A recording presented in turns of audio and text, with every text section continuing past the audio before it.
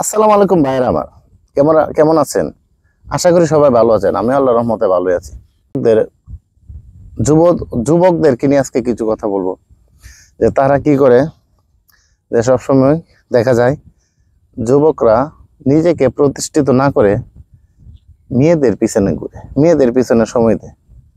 আরে কি আশ্চর্য বিষয় যে এখানে বাবা মার কাছ থেকে টাকা নেয়, এমবি ভরে টাকা খরচ করে মেয়েদের সাথে কথা বলে চ্যাট করে, এত সময় দেওয়া লাগে।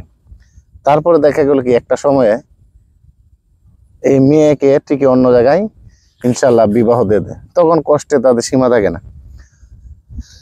এসব কিন্তু আরো কিছু বলতে হয়, যে দেখা যায় কি যে সারাক্ষণ তাদেরকে নিয়ে ভাবতে ভাবতে তাদের লাইফটাই হেল করে ফেলে এরকম পরিস্থিতির মধ্যে।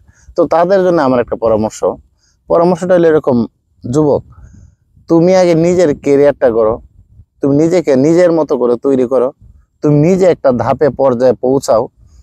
তখন তুমি দেখবা কি মেয়ে কেন, প্রয়োজনে মেয়েদের বাপেদের লাইন তোমার বাড়ির সামনে থাকবে। মানে অর্থ হলো এরকম, ঘটক তোমার বাড়িতে আসবে যে তুমি যেরকম মেয়েই চাও।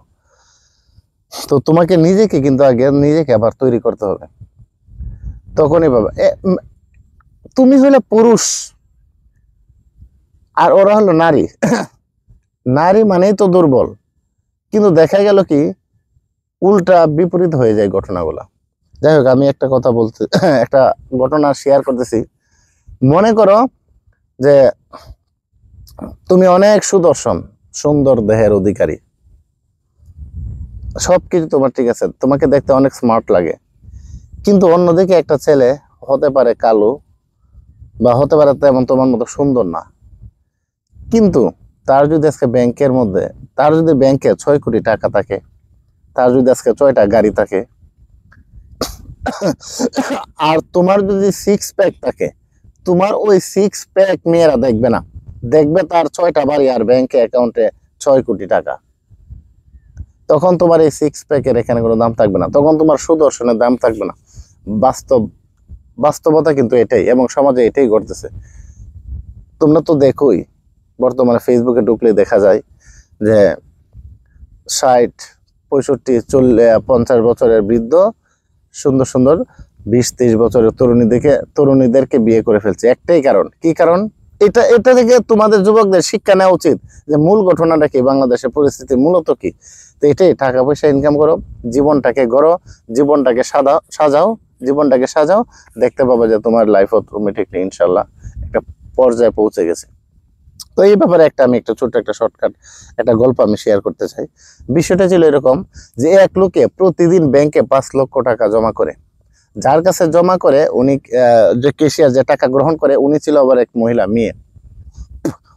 প্রতিদিন 5 লক্ষ টাকা যেহেতু জমা করে, আরো মানুষ আছে না, যে অন্যান্য মানুষ এগুলা টাকা জমা করে, তারা জিজ্ঞেস করে, ভাই প্রতিদিন দেখলাম আপনি 5 লক্ষ টাকা জমা করেন, এবং এটা একটা আসলে মেয়ের নামে, ঘটনাটা কি, আপনি মানে মূলত করেনটা কি? পরে বলতেছে, ভাই আমি তো টাকা জমা দেই না, আমি তো প্রতিশোধ নেই। হ্যাঁ, টাকা জমা দেন না, প্রতিশোধ নেন, এটা আবার কি জিনিস?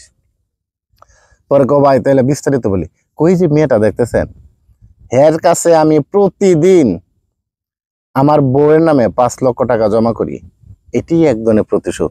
যেমন ওই যে মেয়েটা, আমি আগে ওকে ভালোবাসতাম, কিন্তু আমার টাকার অভাবে এই মেয়েটা কি করছে, অন্যত্র চলে যায়। কিন্তু আজকে আমি বুঝাইতেছি, দেখো আজকে আমি কত টাকার মালিক, আমি আজকে এত টাকার প্রতিষ্ঠিত হওয়ার পর আমার বউয়ের নামে প্রতিদিন 5 লক্ষ টাকা জমা করি, আর প্রতিদিন হ্যাঁ মনে করেন মনে মনে জ্বলে। কেমন যে জ্বলে এটা তো আমি জানি, কারণ টাকাটা তো আমি জমা দিই। তো ভাই বিষয়টা চিন্তা করেন, এইভাবে প্রতিশোধ নেবেন, যে যাতে করে সে নিজে নিজে বুঝতে পারে যে কি ছিল আর কি হারাইলাম। ছেলেরা কিন্তু পুরুষ জাতি সময় অনেক কিছু করতে পারে। তো ভাই এই জন্য বলি, যে কোনো একটা কাজে একটা বিষয়ে পারদর্শিতা অর্জন করেন, আপনার লাইফটাকে সেটেল করেন, তখন দেখবেন আপনার কোনো কিছু অভাব হবে না। আর আপনারা কি করেন, আগে আসলে অনেক কিছু চেয়ে বসেন, তারপরে আসলে বিষয়টা মানে আপনার অর্জিত করতে আসলে খুবই কষ্টকর হয়ে যায়। যাই হোক, আশা করি গল্পের মূল কথা বুঝছেন ইনশাল্লাহ। দু একটা কথা বললাম ছেলেদের পক্ষে, আবার উল্টা বা ভুল বুঝবেন না আমাকে। সবাই ভালো থাকবেন, সুস্থ থাকবেন। আসসালামু আলাইকুম রহমতুল্লাহ।